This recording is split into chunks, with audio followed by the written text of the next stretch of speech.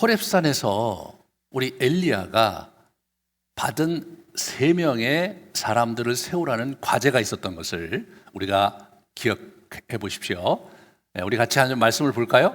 누굽니까? 첫 번째는 하살에게 기름을 부어라. 두 번째는 예후에게 기름을 부어 이스라엘 왕이 되게 하고, 또 세 번째는 우리 엘리사를 세워라. 그 얘기를 하는 거거든요. 오늘 그 예후에게 기름을 부어서 그렇게 해서 우리 이스라엘 왕이 되게 하라. 이 장면이 바로 오늘 이루어지는 것입니다.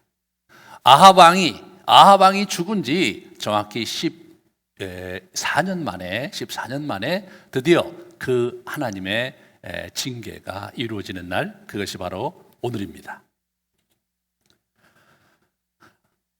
하나님께서 왕상 21장에 나봇의 포도원을 빼앗은 아합을 이렇게 징계하면서 이제 이런 말씀을 하셨어요. 내게 속한 남자는 이스라엘 가운데 매인자나 노인자나 다 멸할 것이요, 이세벨에게 대하여도 개들이 이스라엘 성읍 곁에서 이세벨을 먹을지라.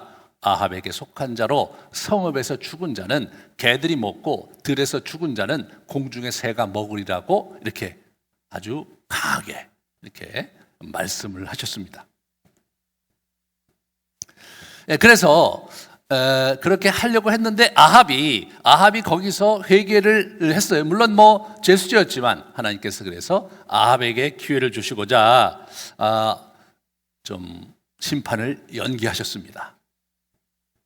그래서 오늘까지 하나님께서 어떻게 하셨냐면 아합의 당대에는 심판을 안 하시고 연기를 하셨어요. 그리고 나서 아합의 아들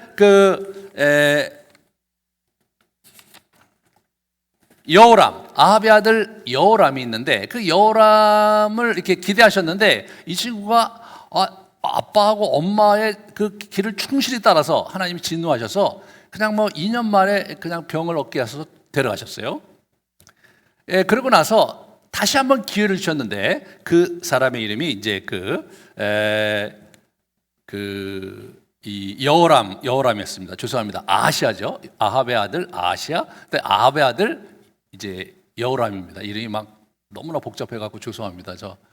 왜냐하면 또 남다 왕도 또 이름이 아하시아거든요. 이 녀석들이 서로 이제 이렇게 결혼하면서 그러면 이름을 이 이름 저 이름 쓰고 그래갖고 굉장히 저 같은 사람도 곤혹스러운데 여러분들은 아예 포기하실 줄 몰라요. 이렇게 자녀 포기하셔도 돼. 그런 건 중요한 게 아니니까. 그래서 여호람 왕에게 기대를 하셨는데 여호람이 약간 싹수가 있었어요. 한번 같이 볼까요? 열왕기하 3장 2절 3절 보시면, 그가 여호와 보시기에 악을 행하였으나 그의 부모와 같지 하지는 아니하였으니 이는 그가 그의 아버지가 만든 바알의 주상을 없앴어요. 그래서 하나님께서 이 녀석 봐라 그러면서 기대를 하셨습니다. 그래서 자그마치 12년을 기다리셨어요. 그러면서 하나님께서 첫 5년간 우리 굉장히 놀라운 일들을 이루셨어요. 뭐냐면 그 왕들 모압과의 싸움과 이 하살과의 싸움에서 계속 승리하게 하셨거든요. 그런데 결정적으로 엘리사에게 놀라운 역사를 이렇게 이사와 기적을 보이셨어요. 과부에 기름 그릇을 가득 차게 한다든가, 수넴 여인의 아들이 죽었는데 다시 살린다든가, 음식에 해독을 시킨다든가, 보리떡 20개와 한 자루의 채소로 100명의 사람들을 먹인다든가, 저런 거는 예수님에게서 보여주는 오병이어의 기적이 저기 이렇게 유사하게 펼쳐지는 걸 보게 되죠. 또는 아람 사람 나아만의 장군의 문둥병을 고친다든가, 유당에 빠진 쇠도끼가 이렇게 찾아야 되는데 이걸 푹 뜨게 한다든가, 아람 군대를 2번이나 크게 물리쳐 주셨습니다. 그렇게 하나님께서 여호람의 싹수를 보시고 엄청난 역사를 이제 이렇게 허락하셨더라고요. 그런데 이 여호람이 말을 듣지 않고, 그리고 하나님께로 이제 북이스라엘을 돌이키는 일을 하지 않자 어떻게 하십니까? 7년의 기근을 주세요. 7년에. 처음에 5년 때 그렇게 하신 다음에 7년 동안 기근을 이렇게 주십니다. 완전히 아주 퇴락하고 아주 3년 기근도 굉장히 힘들었을 텐데 7년 기근하면 어떻게 됩니까? 굉장히 어려운 거죠, 여러분. 굉장히 어려운 겁니다. 7년 기근이 있었고요. 누가 있었습니까?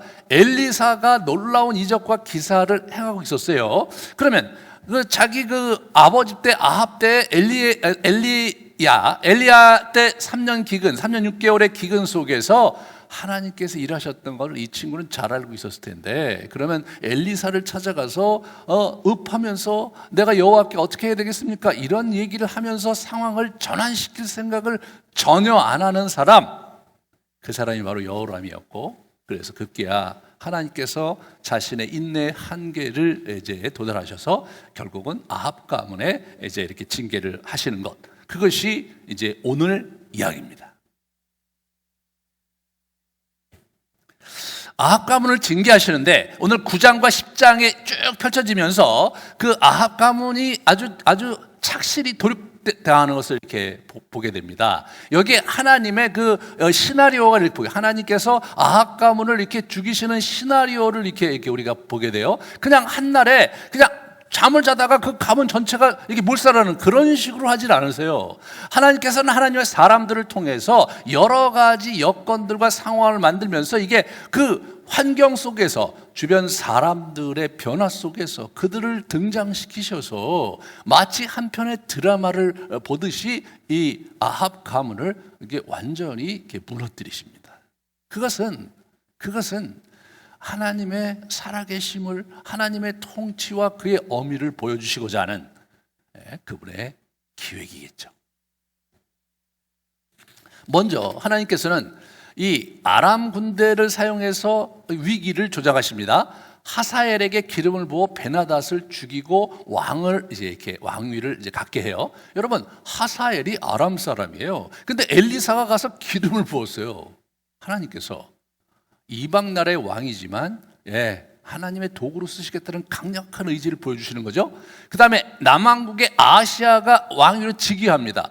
왕위를 즉위해요. 그러니까 1년이에요. 이 친구는 아직 나이가 이제 24살이라고 나와 있거든요. 그러니까 이 친구가 아직 잘 이렇게 어리버리한 상황이었어요. 그런 상황에서 여호람이 아시아를 데리고 길랏 라못에 가서 하사엘과 전투를 합니다. 그곳은 어떤 곳이냐? 그곳은 우리 아합이 거기서 남왕국 여호사밧과 함께 이제 아람 군대와 싸우다가 거기서 누가 죽었냐면 거기서 아합이 죽었죠. 아합이 길랏 라못 전쟁에서 죽은 거예요. 이 하나님의 이 그림 자체, 이 시나리오 자체가 얼마나 그 대단한지를 보세요. 바로 그 아버지가 죽었던 그 자리에서 또 아들을 패퇴시키고 죽이시려고 작정을 한 거예요. 그래서 이제 어떻게 됩니까? 거기서 이제 여호람이 부상을 했어요. 그래서 거기서 어떻게 됩니까? 이스라엘로 가는 거예요. 그 73km나 돼요. 그런데 전작의 장수들을 놔두고요. 이 사람들이 이제 이스라엘로 그 궁이죠. 바알의 그 여름궁입니다. 겨울궁이죠. 거기다 이제 가는 거예요. 가서 이제 거기 어머니도 있고 거기서 사마리아가 수도인데 거기로 안 가고 그쪽에 가서 요양하려고 간 거예요. 그러면 여러분, 지금 한참 전투 중인데 왕이 갔잖아요. 그러면 남왕국 아시아가 거기서 전투를 수행해야 되는데 아시아가 이제 뭡니까? 이 친구가 1년밖에 안 된 거예요. 그러니까 이제 장수들에게 맡기고 자기도 글로 가요. 궁으로 가. 완전히 굉장히 약간 콩가루 군대인 거죠. 우리 얘기하면 당나라 군대.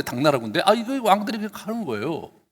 그러니까 이 예후가 어떻게 되면 이 장군이었는데, 군대 장관이었는데 여러 장군들이 모여서 이제 14절에 보세요. 14절에 보시면 이에 느미시의 손자 여호사밧의 아들 예후가 요람을 배반하였으니 곧 요람이 온 이스라엘과 더불어 아람 왕 하사엘과 맞서는 길랏 라못에 지키다가 아람 왕 하사엘과 더불어 싸울 때에 배반하다, 싸울 때에 이게 이제 여러분 이 14절에 15절에 아람 왕 하사엘과 더불어 싸울 때에 아람에게 부서한 것을 치료하려 하여 이스라엘로 돌아왔던 때라 이렇게 나오잖아요. 근데 이 말이 9장 1절이 아니라 8장 마지막 9절, 거기 보시면 8장 29절에 봐도 동일하게 아시아가 아합의 아들 요담을 보기 위해서 내려갔다 이런 얘기가 나와요. 똑같은 얘기가 나오거든요. 무슨 얘기입니까? 이게 제가 자주 얘기하는 이게 양괄이거든요. 양괄. 그러니까 지금 이 저자는 이 에레미야는 무슨 얘기를 하는 거냐면 바로 그때였다 이거예요. 바로 그때였다. 하나님께서 이제 특별히 길랏 라못에서 요람을 이제 상처를 입히고 이스라엘로 가서 휴양을 가는 그 상황, 그리고 아하시아가 거길 따라간 상황, 바로 그때에 이스라엘 이 군대 장관들이 모여서 굉장히 곤혹스러운 거 아닙니까? 이 나라의 장례를 보면서 굉장히 힘들죠. 그런 상황에 엘리사가 사람을 보내서 어떻게 돼요? 예후를 왕으로 세우면서 그냥 불길이 번진 거죠.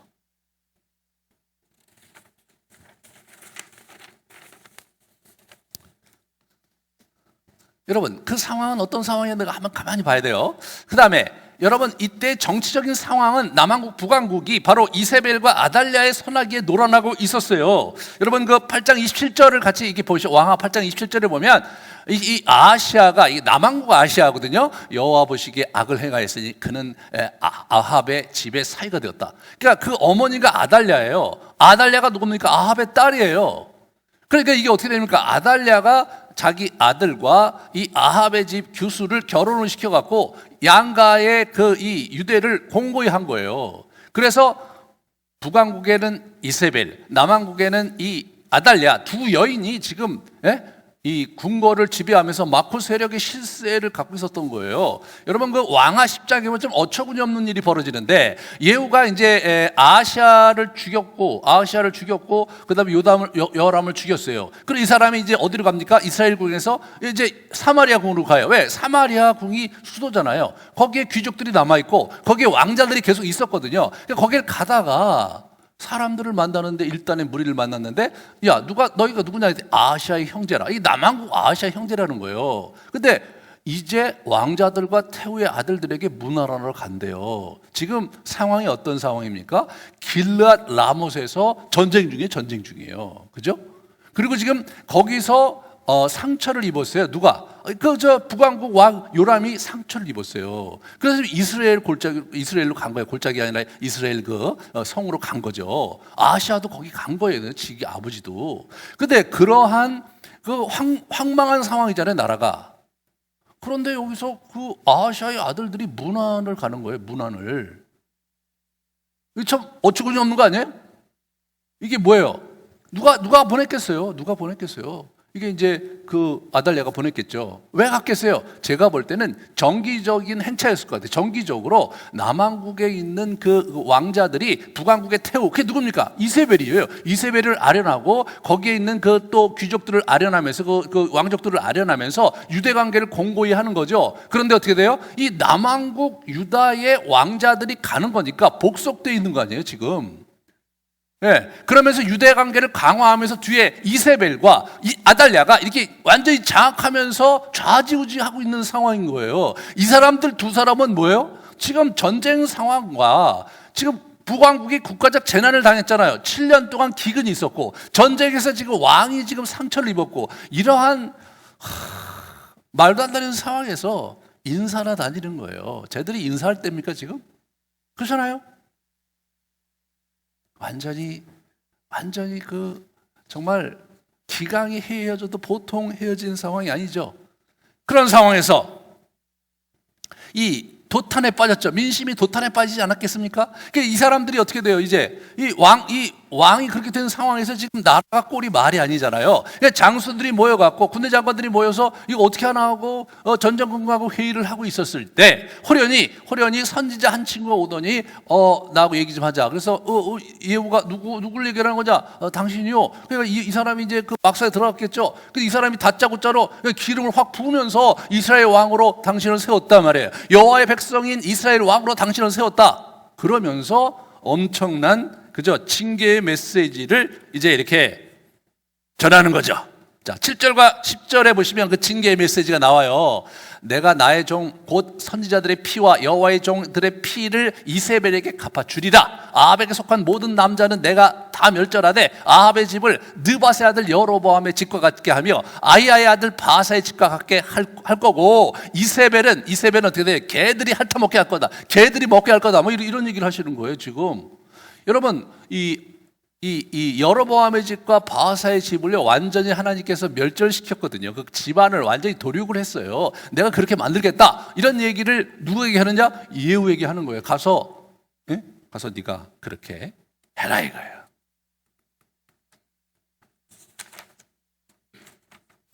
여기서 우리는 예후라는 사람에 대해서 생각해 봐야 되겠습니다. 예후는요 하나님에 의해서 준비된 칼이었어요.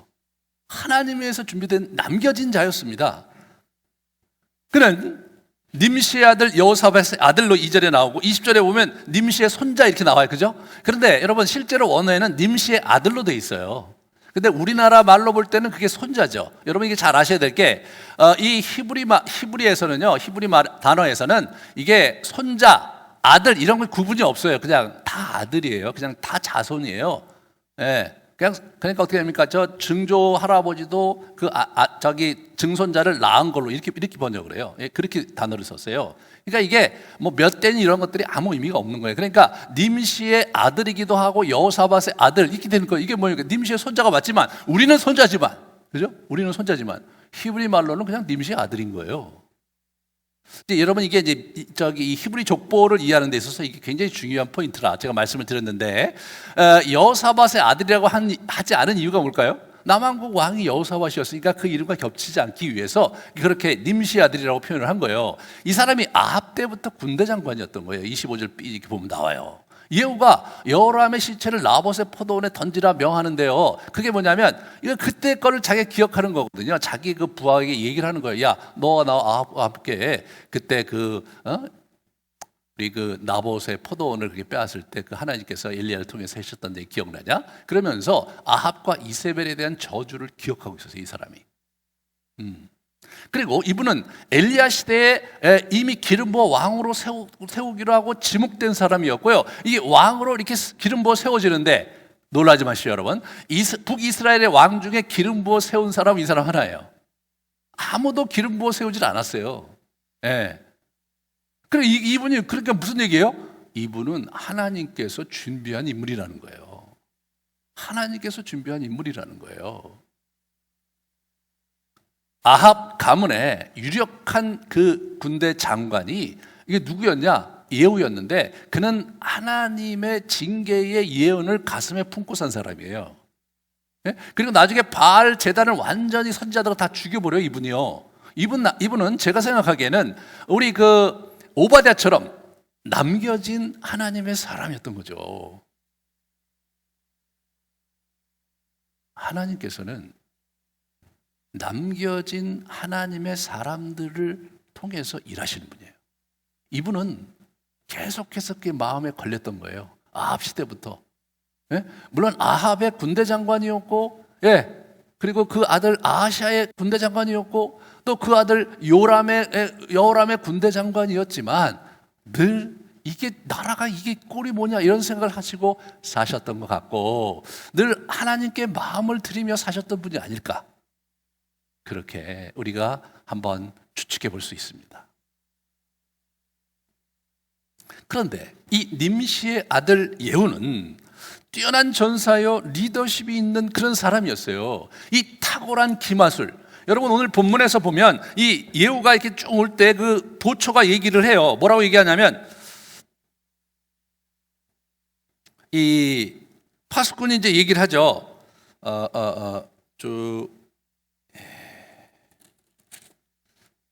여기 나옵니다. 우리 20절 보세요. 파수꾼이 또 전하여 이르되 그도 그들에게 갔으나 돌아오지 아니하고 그 병거 모는 것이 님시의 손자 예후가 모는 것 같이 미치게 모나이다 이렇게 나오는 거예요. 저쪽에서 이제 이스라엘 그 성에서 망대를 보고 있던 보초병이 보니까 저쪽에 한 병거를 타고 일단의 무리가 막 오는 거예요. 왕이시여 누가 옵니다. 아 그러냐? 그 왜 오는지 그 사람을 보내라. 전령을 보냅니다. 근데 가서 평안으로 오는 겁니까? 이렇게 얘기하니까 야 평안이 너하고 무슨 상관이냐? 내 뒤에 와. 그러니까 이스라엘 그 뒤에 가고 두 번째 보내고 막 이렇게 하는데 계속해서 이게 사람이 돌아오질 않는 거예요. 왕이시여 전령을 보냈는데 돌아오질 않습니다. 그런데 왕이시여 그 말을 모는 걸 보니까 그 님시의 아들 그 예후가 말을 모는 솜씨하고 비슷하네요. 아주 유명한 말 타는 솜씨가 아주 그 스타일 자체가 독특하고 예? 그리고 아주 강하게 모는 것으로 알려져 있는 유명한 장군이었던 거죠. 그가 와갖고 이제 제가 여기서 참 이상한 장면이 뭐냐면, 그런 상황에서 요람이 아프잖아요. 그리고 이제 아시아가 있잖아요. 그런데 그걸 나가요. 여러분, 자기는 요새에 있잖아요. 그러니까 그러냐?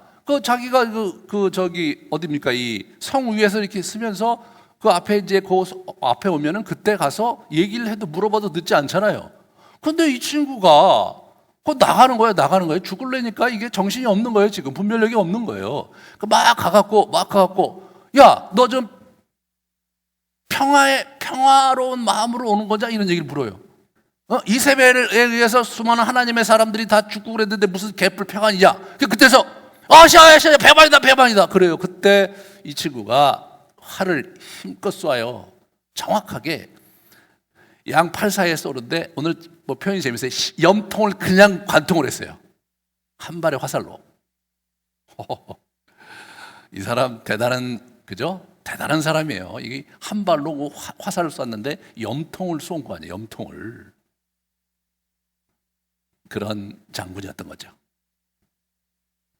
주변에 있는 사람들이 하나님께서 왕으로 기름 부었다고 하니까 다들 일어나고 자기 겉옷을 벗어서 그 밑에 쫙 깔아요. 그리고 왕이시여 왕을 선포해.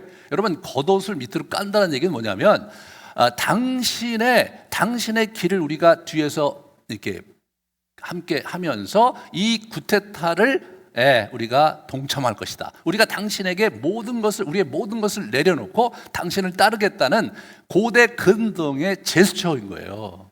이것이 나중에 보시면 우리 마태복음에 보면 예수님께서 이렇게 예루살렘에 입성하실 때 많은 사람들이 호산나 다윗의 자손이 하면서 뭐예요? 자기의 겉옷을 밑으로 까는 거예요. 왕으로 그를 추대하는 장면이에요. 예수님께서 몹시 굉장히 어려우셨죠. 결국 그렇게 왕으로 추대했는데 자기들이 생각한 왕이 아니시니까 예수 그리스도를 죽여라 십자가에 못 박혀 죽여라 그랬던 놈들이 예수님의 발밑에 자기의 겉옷을 깔았던 놈들이라는 사실이죠. 이게 사실 굉장히 아주 굉장히 뭐랄까 진지하게 생각해 봐야 되는 거예요. 그 겉옷을 깐 그 의미가 무엇이냐가 여기 나오는 거예요. 여기 나오는 거예요. 이 사람은 순간적 판단력과 지략이 대단했던 사람이에요. 죽여야 될 때 바로 죽이는 거예요. 아시아를 막 뒤쫓아요. 야, 저 녀석도 오늘 죽여야 된다. 그래 활을 쏴갖고 죽여버려요. 이 사람이요 굉장히 과단성이 있어요. 구테타를 일으키는 거잖아요. 기회가 오면 이 아합 가문에 있는 사람들 다 죽입니다. 다 죽여요. 기회가 올 때마다 그냥 죽여요. 이 사람이 미학적 독심술이 있었던 것 같아요. 이 사람 아주 오늘 굉장히 문학적인 드라마틱한 장면이 뭐냐면, 평안하냐? 이렇게 평안으로 오는 거냐? 이런 질문이 계속 나와요. 평안으로 오는 거냐? 우리 요람이 그 사람 평안으로 Is it peace? 이렇게 물어요. 영어로 Is it peace? 야, 평강으로 오는 거냐? 좋은 마음으로 오는 거냐? 물어요. 계속 사람들 가서 물어요. 계속 물어. 야, 평안으로 오는 거냐? 평안으로 오는 거냐? 굉장히 우스꽝스럽잖아요, 여러분. 요담이 가갖고 평안으로 오는 거냐? 아니, 지금 2명의 전령이 가갖고 평안으로 오는 거냐 질문을 했는데 안 왔는데 가서 또 평안으로 오는 거 맞냐? 이런 얘기를 하고 있는 거죠. 굉장히 한편의 코미디 같아요. 그 장면에서 우리 이제 예후가 정확하게 요람이 어떤 사람인 줄 알고 지금 치고 들어오는 거란 거예요. 정확하게 아는 거예요, 그거를. 늙은 여우 이세벨과의 심려도 보면요, 여러분 이 이세벨과의 관계에서 이렇게 보면 너무 재밌어요. 자, 30절에 보시면 예후가 이스라엘에 오니 이세벨이 듣고 눈을 그리고 머리를 꾸미고 창가에서 딱 바라봤어요. 이 여자가 이제 안 거예요. 오늘 이제 예후가 온다니까 벌써 왕들이 다 죽었잖아요. 도륙당했으니까 자기를 죽이러 온 걸 아는 거죠. 그러면서 그래도 이제 고대 근동에서 우리나라 이 전통적인 관점에서 보면 태우는 나이가 들고 그래서는 죽이진 않잖아요. 유폐시키긴 해도. 그렇잖아요. 그러니까 이 사람이 이제 아주 거의 죽어가는 할망구처럼 보이지 않으려고 아주 정갈하게 옷을 입고 화장도 짙게 하고 이제 그렇게 딱 창가에 있는 거죠. 그러면서 이제 아주 위험 있게 얘기합니다. 아주 노련하게 시므리야 평안하냐? 이렇게 나오는 거예요. 시므리야 평안하냐? 이게 무슨 말이냐면 열왕기상 그 16장에 보시면 이 시므리가요 자기의 그 왕을 죽이고 나서 이 사람이 쿠데타를 군대 장관이었거든요. 이 사람도. 예.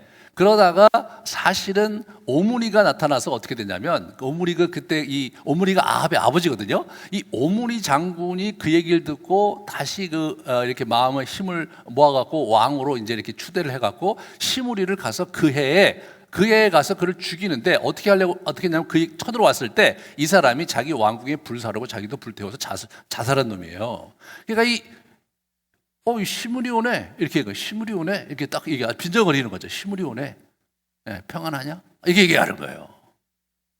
그러면서 아주 흐트러지지 않는 자기 모습을 딱 보이는 거죠. 그러니까 아주 그냥 그리고 여러분 그렇게 할머니가요 나이가 많은 할머니가 이제 아들들 다 죽었어요. 근데 아주 정갈하게 이렇게 정갈하게 차려입었어요. 그러면 평소에 군대 장관으로서 이렇게 전장에서 이렇게 잔뼈가 굵은 사람이면 어떻겠습니까? 그 죽이기 어려워요. 그렇잖아요. 그 칼로 그 할망구를 죽이기 어렵잖아요. 그걸 내가 볼 때는 이 친구가 생각을 한 거 아닌가 싶어요. 예. 그런데 우리 예후가 한수이죠. 거기 내 편 없나? 나의 편 없어? 나의 편 누구지? 막 이렇게 얘기해요. 그러니까 이제 내시들이 이렇게 얼굴을 빠끔히 내놓죠. 왜냐하면 내시들은 벌써 겁을 잔뜩 먹고 있었을 거 아니에요. 내시들이 이렇게 쭉 이렇게 얼굴을 내미니까 야 던져. 그러니까 내시들이 뭐예요? 아니 지금 자기가 살아야 되잖아요. 그렇게 던져버렸어요. 그래서 이 여자가 그 땅에 떨어져서 피가 튀겨갖고 이 벽과 그 말에 피 튀겨서 죽어요. 그 내려와서 이 예후가 어떻게 됩니까? 야 잘 모셔라 이렇게 한 게 아니에요. 가서 발로 밟아버려요.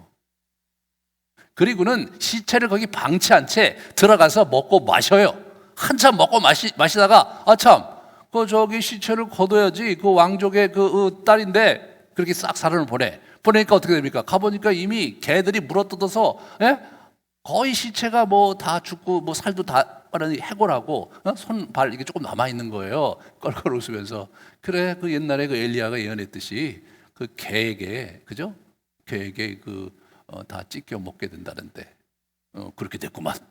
여러분 그 얘기를 자기가 기름 부을 때 그 선지자가 와서 자기한테 얘기한 거 아니에요? 이세벨이 개에게 먹잇감이 될 것이라고 그렇게 예언한 거 아니에요? 이 사람이 머리를 기가 막히게 쓴 거예요. 그 자기가 거기 들어가서 개가 올 시간을 준 거 아니에요, 여러분? 그리고 자기 위신을 차리려고 저거 장례를 모셔야 되겠네. 슬쩍 얘기하는 거예요. 야, 이 사람 진짜 기가 막힌 사람이에요, 이 사람이요.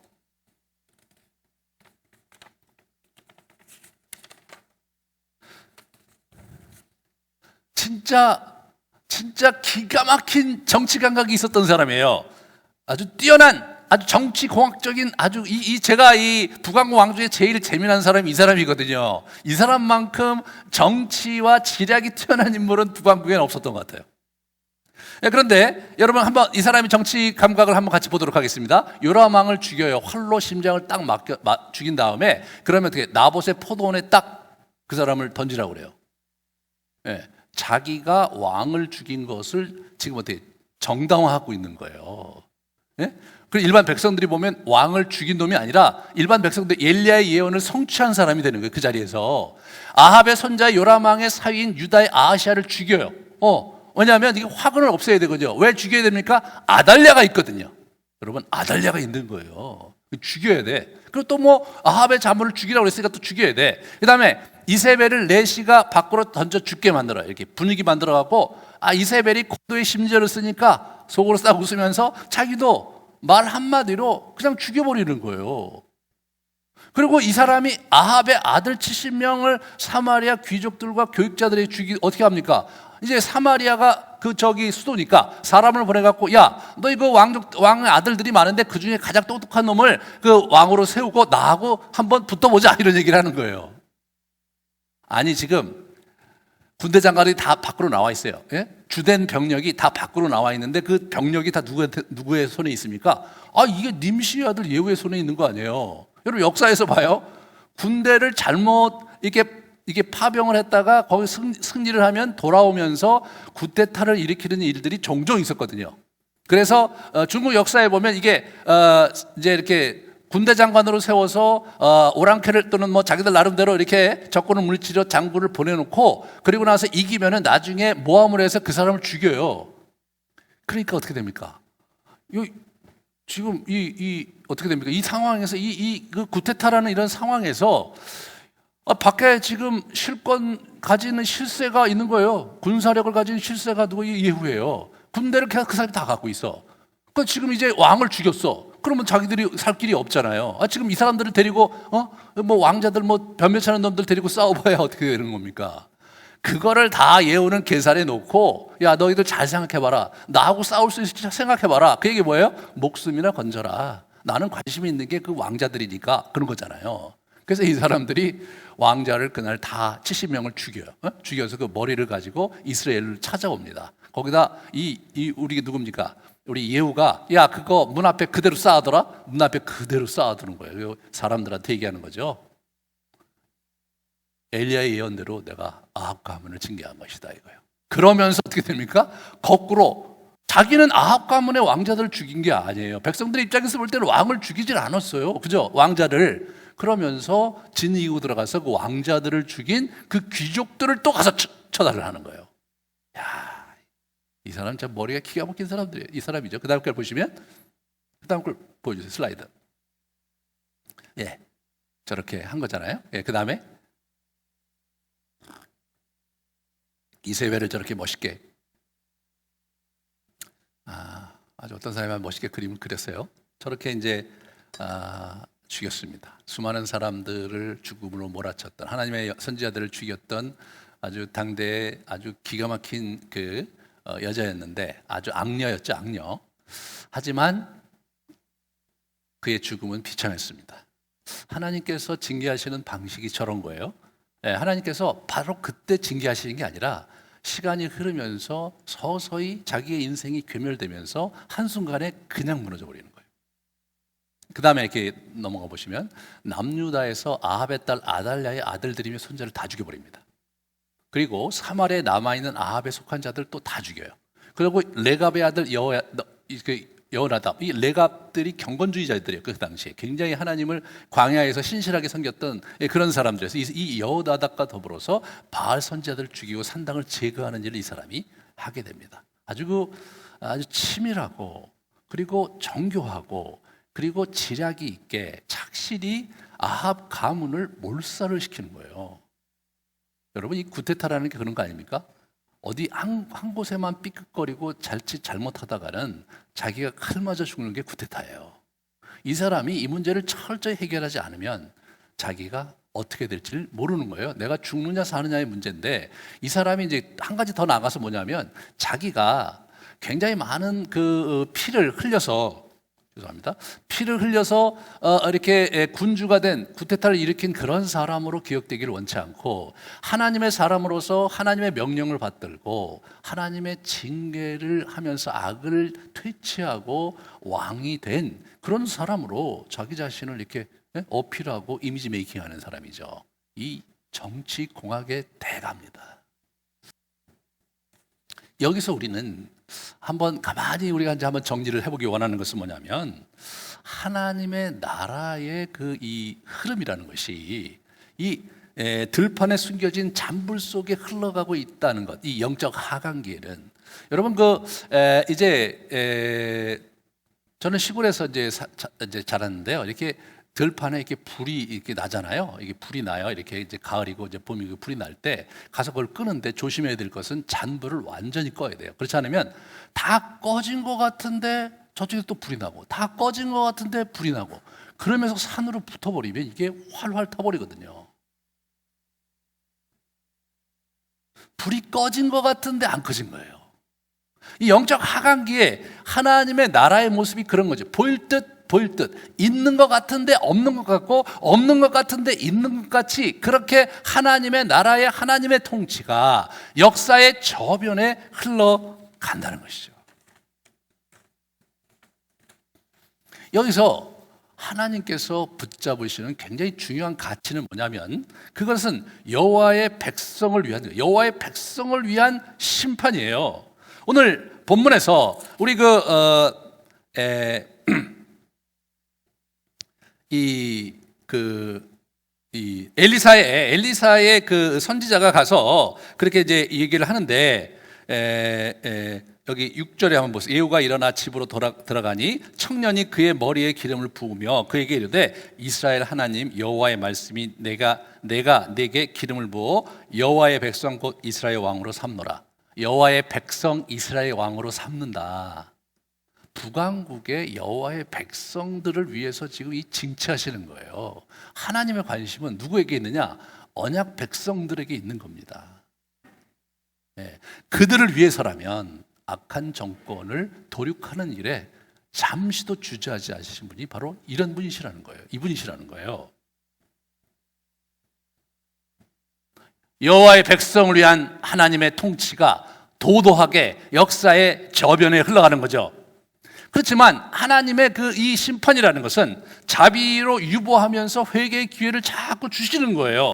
아합의 회개 때문에 심판을 유보하셨습니다. 여호람 22년 동안 하나님의 심판을 유보하시면서 그러면서 계속해서 기회를 주셨어요. 여러분, 이 오므리 왕족, 이 아합 가문을 멸절시키는 과정에서 여러분 아합 왕족에게 여전히 기회를 주신 거예요. 아합이 이세벨, 이 바알과 아세레 세력인 이세벨과 결혼해서 결혼 정책을 쓰면서 나라 전체가 바알 종교로 이게 국교를 바꿔버린 거예요. 하나님이 아주 머리끝까지 화가 나신 거죠.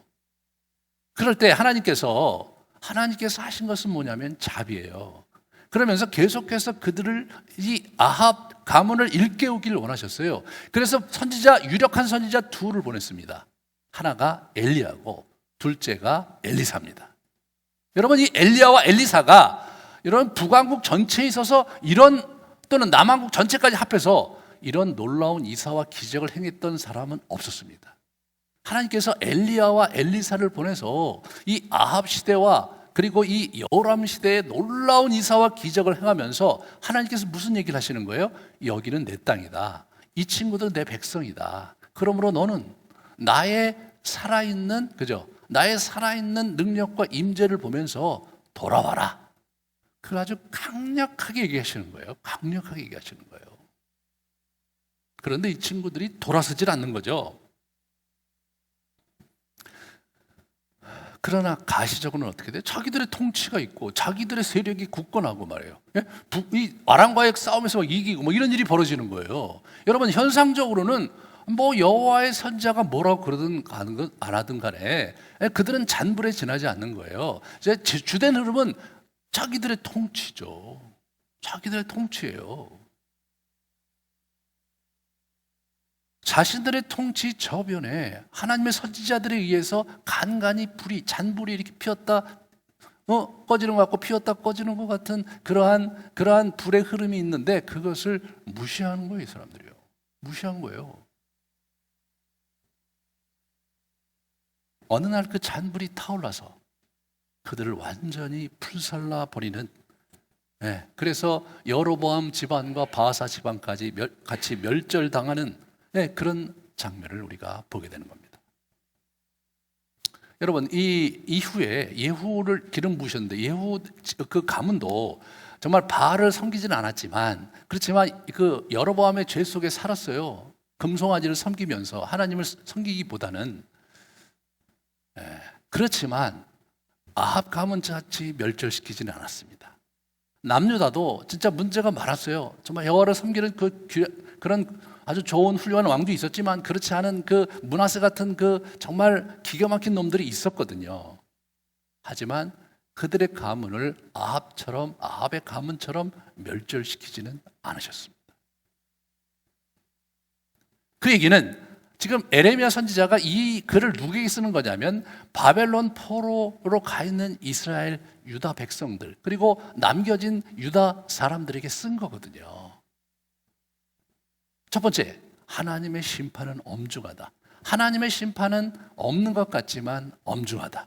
하나님의 나라의 통치는 겉으로 보이는 것 같지 않지만 이게 잔불처럼 잔불처럼 흘러가고 또 흘러가고 피어오르고 또 피어오르면서 하나님의 나라 역사는 이 너희가 보는 역사 저변에 굵직하게 가고 있는 것이다. 지금은 바벨론 통치 가운데 바벨론의 왕이 전 세계를 지배하고 있는 것 같이 보이지만 사실은 하나님의 나라에 하나님의 임재와 하나님의 역사가 간간히 보이면서 서서히 그분의 방식대로 이루어져 가고 있는 것이니까 잘 생각해 봐라. 아합의 가문처럼 유다의 이 다윗 왕조를 징계하지 않으신 것은 하나님께서 아직 자비가 있으시고 아직 기다리고 계시다는 것 아니냐. 그러므로 돌아와라. 그런 얘기를 하고 있는 거죠. 9장과 10장에 에레미야는 아주 굉장히 구체적으로 그리고 문학적으로 이 예후라는 이런 왕이 기름 부음 받고 어떻게 아합 가문을 도륙하는지를 이렇게 보여줍니다. 그것이 아주 강렬한 그림으로 드라마틱하게 보여주면 보여줄수록 이 이야기를 듣고 있고 이 이야기를 읽고 있는 이 바벨론 포로 상황 속에 있는 유대인들에게는 아직 하나님의 진짜 심판은 온 것이 아니지 않느냐. 아직 하나님의 자비가 우리의 민족 가운데 우리의 백성 가운데 하나님의 백성 가운데 있는 것이 아니냐. 그리고 저 심판은 누구를 위한 것인가? 그것은 여호와의 언약 백성을 위한 것이다. 단순히 하나님의 공의가 그냥 비인격적인 차원에서 그냥 그냥 냉정한 그 법의 원리에 따라서 심판하는 그런 심판이 아니고 여러분 인격적인 관계 속에서의 심판이시거든요. 법대로 한다면야 여러분과 저도 다 죽어야죠. 하지만 우리는 하나님의 백성이고 예수 그리스도 때문에 새로운 생명을 얻은 사람들이잖아요. 그러니까 우리에게는 다른 형태로 하나님께서 징계와 또 훈계를 주시고 하나님의 역사가 이제 흘러가고 있다는 사실을 잘 붙드시기 바랍니다. 여러분, 전환하는 얘기를 지금 전환하는 얘기를 하고 있어요. 여러분의 패러다임을 전환시켜야 돼요. 이러한 영적 하강기에 우리가 보아야 될 것은 7, 80년대에 엄청나게 영적인 부흥과 부흥의 속에서 역사하셨던 성령의 뜨거운 강림과 그리고 병이 고쳐지고 시대가 바뀌고 사람들이 바뀌는 그러한 드라마틱한 변화가 없다손 치더라도 우리 주변에 소소하게 잔불이 드러났다가 사라지고 또 잔불이 죽은 것 같지만 다시 살아나는 그러한 하나님의 소소한 임재와 역사를 바라보면서 그분의 때를 기다리는 그러한 삶으로 전환해야 되는 것입니다. 만약 여러분의 주변에 하나님의 임재를 경험하는 그런 성도들의 간증을 듣고 있다면, 만약 여러분들이 우리가 지난 2주 동안에 기도하면서 때로 하나님의 임재와 또 애통하는 마음을 가지고 정말 하나님께 기도드린 그러한 순전한 경험을 여러분들이 갖게 되었다면, 그리고 이 아름드리 교회의 지난 10여 년 역사 속에서 간간히 하나님께서 임재하시고 간간히 정말 영성훈련 속에서 하나님이 사람들의 마음을 움직이시고 그들을 감동시키시고 그들에게 새로운 열정을 이렇게 불러일으키는 것을 여러분들이 보았다면 그것이 바로 하나님의 임재인 거죠. 그것이 바로 하나님께서 여러분과 저 사이에서 움직이고 계시다는 강력한 사인인 것입니다. 우리 교회가 막 복음 때문에 막 터져나오고 말이에요. 놀라운 이사와 기적이 막 일어나고 말이에요. 예. 이래야 하나님의 역사가 있는 것이냐?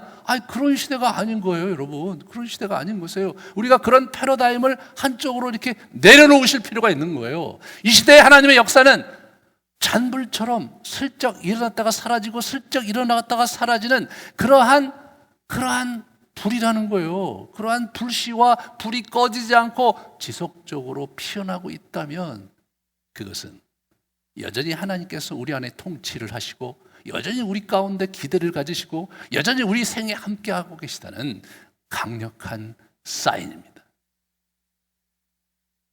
제가 지난 10여 년 이 교회를 섬겨오고 개척하면서 어려울 때마다 하나님께 구하는 것이 무엇이었냐면 하나님의 임재를 보여주십시오. 하나님이 여전히 아름드리 교회에 함께 하시는 것을 보여주십시오. 그것이 제가 늘 하나님께 구하는 바입니다. 저희가 이전하고 코로나가 이제 이렇게 있으면서 코로나 상황 속에 방역으로 들어가면서 참 마음이 너무 안타까웠어요.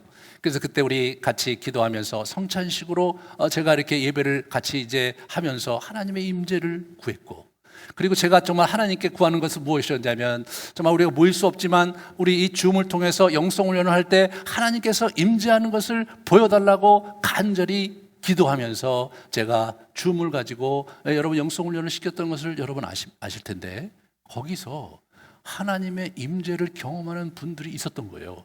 거기서 그 말씀을 묵상하는 가운데, 기도하는 가운데 하나님께서 말씀하시는 것을 듣는 사람들이 있었다는 거예요. 그것이 바로 잔불입니다. 그러한 그 소소한 하나님을 만났던 그 소박한 그 감동과 그 개인적인 그 감동이 오래 지속되지도 않았고, 그것이 뭐 불타올라서 우리 교회가 뭐 새롭게 변화가 되고 놀라운 일이 일어나고 그런 것은 우리 눈에 보이지 않았기 때문에 또 뭐 그냥 just happening, 뭐 그런 일이 있었나 보다 라고 생각하시면 안 되는 겁니다, 여러분. 그것이 바로 영적 하강기에 하나님께서 여호와의 백성, 당신의 백성들과 함께 하시고 있다는 강력한 증거이며 사인인 것입니다. 우리가 그러한 조그만 불씨를, 조그만 잔불을 우리 가슴에 품으면서 또 이렇게 소망을 가지고 앞으로 나아가고 또 앞으로 나아가야 하는 것입니다. 하나님은 여전히 여러분과 저의 기도 시간에, 묵상 시간에 우리를 잔잔하게 만나주시고 있단 말이죠. 세미한 음성으로 우리에게 말씀하시고 계시다는 사실을 여러분 주목하시기 바랍니다. 여러분이 정말 신앙생활 하시면서 아름드리 교회에서 우리가 경험하는 이런 잔불을 많이 경험하고 사신 분들이 몇이나 되십니까? 여러분이 지난 수년 또는 수십 년을 신앙생활 하시면서 이렇게 말씀 속에서 은혜를 받고 그냥 아무것도 아닌 그 몇 명 안 되는 그 영성 훈련을 하면서 사람들의 마음에 감동이 일어나고 그런 일들을 여러분 얼마나 보셨습니까? 저는 아름드리 교회를 시작하기 전에 그런 일들이 일어나는 것을 제가 거의 본 적이 없었습니다. 예전에 있던 교회에서는 여러 가지 드라마틱한 이벤트가 있었고 또 여러 가지 그 집회를 통해서 사람들이 많이 오고 그런 일들을 제가 보긴 했지만, 소소한 하나님과의 교제와 개인 묵상과 또 함께하는 그런 조그만 훈련 속에 감동이 있고 눈물이 있고 그런 것을 본 적이 없습니다. 저는 70년대 그 부흥운동 속에 제가 부흥 집회에 가서 수많은 사람들이 정말 뻑적지근하게 부르짖어 기도하고 눈물을 흘리며 하나님의 그 정말 치유의 기적과 하나님의 그 어떤 성령의 감동하심으로 말미암은 뜨거운 역사가 있는 것을 본 이래로 이런 경험을 한 적은 없었습니다. 저는 믿습니다. 하나님께서 여러분과 저와 함께 하시고 하나님께서 아름드리 교회에 정말 소망을 갖고 우리 곁에 계시다는 것을 저는 믿습니다. 코로나 상황 속에서 교회에 나올 수 없는 상황이지만 우리가 정성껏 예배를 드릴 때에, 우리가 또 성찬식을 할 때에 하나님께서 우리와 함께 하셨던 증거들을 저는 목도하면서 하나님의 임재를 확인하고, 제가 영성훈련을 하면서 줌으로 사람들을 만나고, 지금 요새 FIC를 하잖아요. 그 FIC 프로그램 속에서 사람들을 만나고 그들이 변화되고 그들이 감동하는 모습을, 그들이 내 앞에서 눈물을 흘리며 하나님께 감동하는 모습을 볼 때마다 하나님은 이 교회에 살아계시며 하나님은 여전히 우리 가운데 역사하시고 우리 가운데 비전을 갖고 계시다는 사실을 부인할 수가 없습니다. 사랑하는 여러분, 용기와 담대함을 가지십시오. 사랑하는 여러분, 하나님께서 우리와 함께 하시는 것을 믿음으로 붙잡으십시오. 그리고 내년부터 또 새롭게 시작하는 이러한 여러 복음과 그리고 훈련과 기도 생활 속에서 여러분 그 잔불을 확인하고 붙잡으면서 여러분의 길을 달려가 주십시오. 우리 대에 아름드리 교회가 놀라운 불길로 활활 타오르는 일이 있지 않을 수도 있을지 모르지만 저는 우리 다음 제너레이션에 이러한 잔불들이 우리의 자녀들과 현재의 청년들 그러한 인생 속에 피어나서 놀라운 역사를 일어날 것을 바라봅니다. 그리고 그것을 믿습니다. 여전히 우리가 해야 할 과제가 남아있고 여전히 우리가 싸워야 될 기도의 자리가 있습니다. 그 영적 싸움을 멈추지 마시고 여러분의 기도의 자리를 지켜가면서 그러면서 이 한 해를 마감하고 다시 2021년을 소망 가운데 붙드시는 여러분 되시기를 진심으로 축원합니다. 같이 기도하면서 우리의 마음을 주님께 올리는 시간을 갖겠습니다.